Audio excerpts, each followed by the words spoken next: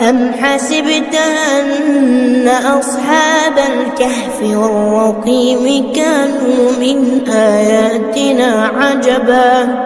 إذ أوى الفتية إلى الكهف فقالوا ربنا آتنا من لدنك رحمة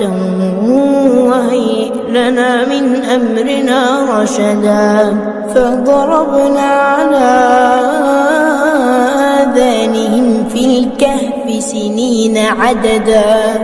ثم بعثناهم لنعلم أي الحزبين أحصى لما لبثوا أمدا نحن نقص عليك نبأهم بالحق إنهم فتية آمنوا بربهم وزدناهم هدى.